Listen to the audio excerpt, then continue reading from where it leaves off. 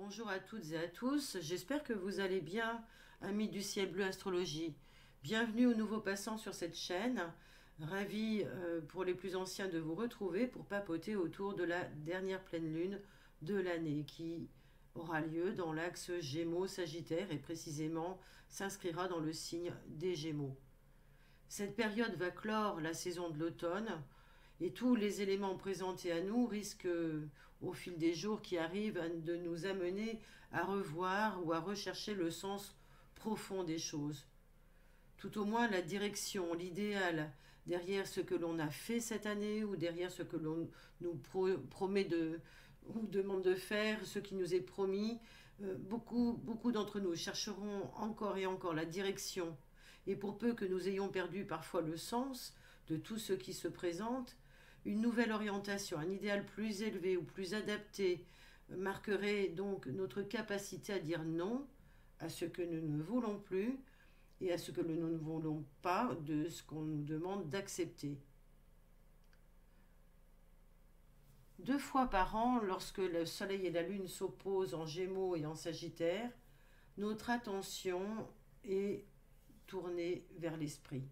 L'esprit avec un grand E. L'esprit Gémeaux est rapide et curieux. Il capte des faits et les transforme en de nouvelles possibilités. Voilà ce qu'il faut garder pour cette dernière pleine lune.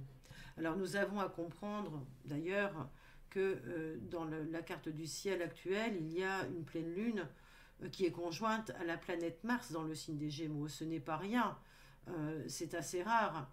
Et ce qui veut dire que cette pleine lune va être révélatrice de choses qui couvrent depuis l'entrée de Mars dans le signe du Gémeaux. Donc ça remonte à il y a quelques mois, mois d'avril. Ce transit va donc nous interpeller et jouer le rôle d'un marqueur sur tout ce que la planète de la vélocité et de l'action a pu dans ce signe d'air commencer à introduire et continue d'ailleurs de travailler dans les domaines que ce soit de la mobilité, des déplacements, de l'intelligence, de la communication. Mais vient surtout aussi nous interroger sur nos niveaux et nos capacités, nos aptitudes à réfléchir, nos niveaux de réflexion. Ils viennent tout simplement, ces énergies viennent tout simplement installer une réflexion peut-être beaucoup plus préalable à une action, ou peut-être aussi qu'on nous invite à voir ce qui se joue dans nos schémas et dans nos décisions par rapport à quelque chose qui pourrait être impulsif et réactionnel de l'ordre de Mars.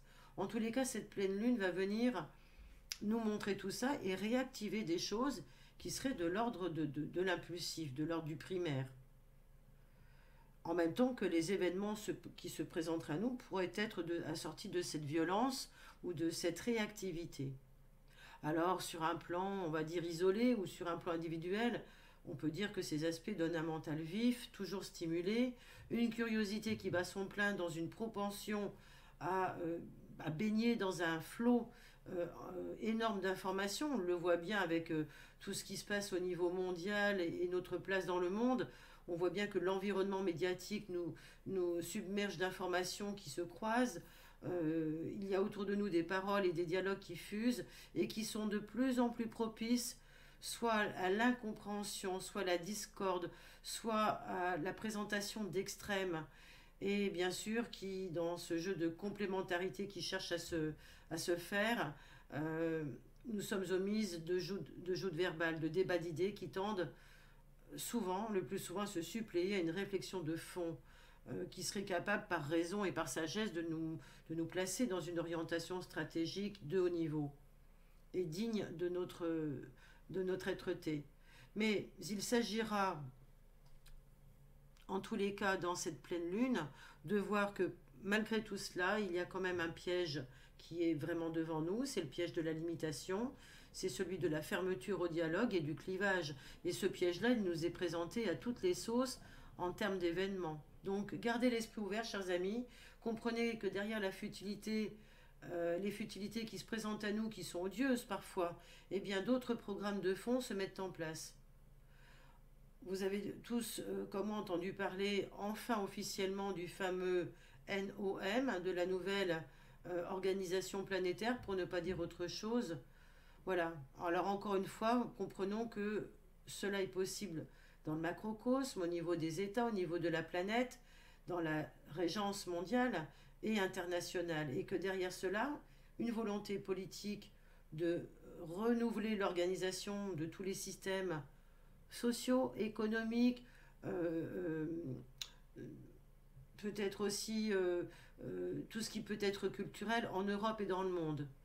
Eh bien, il est individuellement nécessaire en cette fin d'année de voir ce qui est impérieux, inéluctable, dans la compréhension que nous avons entre l'écart de notre conscience, des faits de ce qui se joue sans notre consentement et ce qui se fait réellement malgré nous.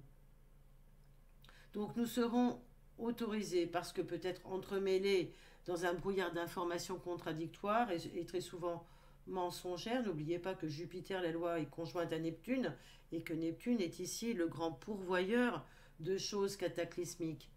Alors si les grandes énergies transitoires ne sont pas intégrées correctement, nous aurons à ressentir les écueils de ce tiraillement. Nous nous trouvons en cette fin d'année à l'aune d'une période, certes qui était une période préparatoire, mais nous nous trouvons à préparer 2023, qui va être l'année historique. Et si nous partons dans une compréhension erronée, avec une vision encore plus floue, dans dans une lorgnette qui nous bloquerait dans une illusion d'optique, on ne sera que confronté à une illusion encore plus globale euh, l'année prochaine. Et chacun d'entre nous sera sollicité à un endroit de sa vie, dans un domaine de sa vie, soit intérieur par rapport à une conception des choses, à une vision de la réalité, une appréhension de celle-ci, à quelque chose qui exigera une grande remise en cause. N'oublions pas que la lune noire est quand même en cancer actuellement et qu'elle oblige, elle oblige à ce type d'exigence de revoir ce qui nous englobe, ce qui nous conçoit dans une matrice. Et puis en même temps, euh, il y aura à voir ce qui est complémentaire à nous. Même si c'est cause de tiraillement, même si c'est cause de rupture dans la communication. Il faut nous voir étant dans cet étau idéologique où les actions du quotidien et leurs limitations eh bien, nous bloquent pour réaliser ce qui restait à faire pour concevoir nos rêves et voir aussi ces parts de frustration grandissantes qui pourraient donc en être la conséquence. La sphère émotionnelle est touchée avec cette lune qui va chercher à réactiver ce qui est dissonant entre nos paroles et nos actes. Cela va pouvoir occasionner beaucoup d'inconfort et de perte de moyens, notamment pour les personnes qui devront remettre en cause leurs jugements, leurs idéaux, parce que ceux-ci n'auront pas été assez réalistes, ou trop utopiques, ou trop clivés. Alors attention, attention à ne pas s'embourber dans des analyses dépourvues de tout sens critique, de remise en cause, de raisonnement. N'oublions pas que Pluton est toujours en fin de signe du Capricorne, qu'il nous demande d'épurer tout cela, et que Saturne en Verseau nous demande de continuer sur le chemin de la patience et du détachement dans tout ce qui va nous être présenté. Cette pleine lune pose un ascendant Scorpion, donc il s'agit ici de lâcher prise. Alors afin de ne pas sombrer ponctuellement et de façon préjudiciable dans un gouffre limbique et de vriller émotionnellement, prenez soin de vous attarder dans le rôle de l'observateur. Et même si le rythme est intense et intensément entretenu, par exemple dans l'annonce de faits de société de plus en plus dépravants, désolants, horripilants, ce ne sont que des parties enfin plus visibles de choses, de sévices endémiques propres à cette société malade depuis fort longtemps. L'avantage de cette lunaison, c'est que nous voyons enfin le rôle conservateur de Saturne positivement. Celui-ci va nous permettre de rendre constructifs les échanges et les changements opérés dans le but de nous préserver en 2023. Pour ceux et celles qui pourront être plus raisonnables et accueillir les difficultés, eh bien ce sera parfait. Si l'insatisfaction l'emporte, par contre, la tension va se porter devenir de plus en plus grande et ouvrir les vannes d'une mobilisation d'opinion rassemblée sous l'étendard de la colère, qui sera certainement justifiée d'ailleurs. Mais entre les choses que l'on entend, qui peuvent être immondes et insensées, et celles qu'on n'a plus le droit de prononcer, se creuse le fossé orwellien. Voyons malgré tout ici un passage obligé porteur de leçons. Par exemple celle d'apprendre à apprendre, ou encore d'apprendre à composer avec les complémentaires sans tomber dans une extrême attitude nihiliste. Alors je m'entraîne à la profondeur et à voir que si les grandes tendances sont articulées pour orienter le débat dans un sens d'exaspération, de ras-le-bol, c'est que peut-être je suis invité intérieurement à réagir au lieu d'agir et de stopper un élan qui irait à l'encontre de mes valeurs profondes. Donc là où on vient nous chercher pour nous faire réagir, c'est le moment de voir où sont nos valeurs profondes. Chiron est toujours en bélier, donc il nous permet de travailler sur ces zones qui peuvent devenir douloureuses ou se révéler comme douloureuses dans la formulation de notre identité et de ce qui nous fait peur. Alors donnons-lui les moyens de pallier le manque de courage dans cette adversité, de se battre pour ne pas tomber dans les panneaux sous-tendus et d'innover en se rappelant que nous sommes tous dotés d'une conscience reliée à notre cœur et que seul celui-ci peut être notre guide, sans pour autant fermer les yeux face aux jeux subversifs et pernicieux qui soutiennent les grands Manitou de ce monde. Alors nous pourrions voir durant ce mois de décembre et durant cette lunaison des événements qui pourraient, par leur caractère abominable, devenir encore en plus des occasions qui autoriseraient la prise de nouvelles mesures très sévères à l'encontre de certaines formes de croyances, d'idéologies, et toujours dans un système inversé, ce qui aurait pour conséquence de mettre, comme on dit, de l'huile sur le feu ou le feu aux poudres progressivement.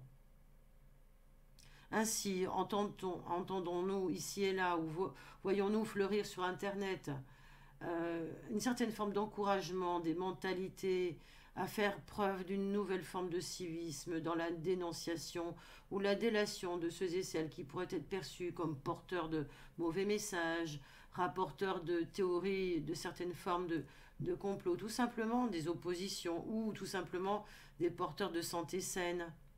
Bien, dans certains pays, cette pratique commence à se propager et à l'heure de l'appauvrissement social que nous connaissons aujourd'hui, on nous voit proposer sur les sites institutionnels, comme par exemple Canopé ou le CRIF, eh bien des choses qui vont quand même, à mon sens, à l'encontre du code pénal, pour lequel existe toujours le délit de dénonciation calomnieuse.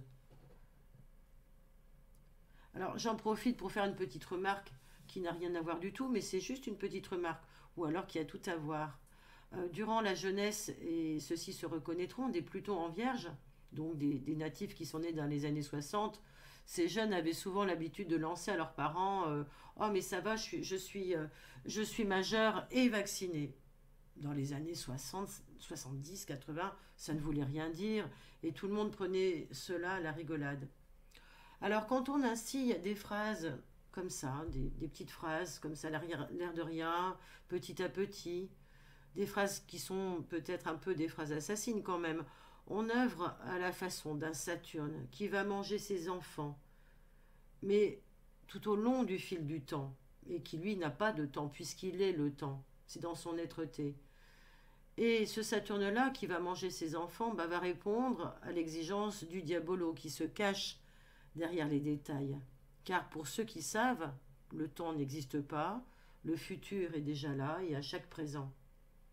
Alors j'ai un peu pris mon envol dans tout ça, mais c'est normal, l'inspiration de cette pleine lune en Gémeaux oblige.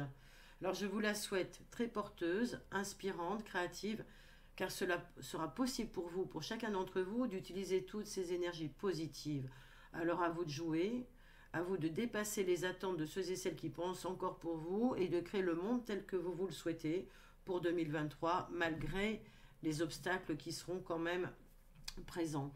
Merci à tous et à toutes pour votre écoute. N'oubliez pas de vous abonner si ce n'est pas déjà fait, de pousser en bas, de commenter et de partager la vidéo pour faire connaître sur cette chaîne. Et puis aussi, j'en profite d'aller découvrir le travail reformulé pour chacun des signes du zodiaque et leur sagesse que j'ai pu proposer sur cette chaîne tout récemment. Belle découverte à tous et à toutes et très heureuse lunaison.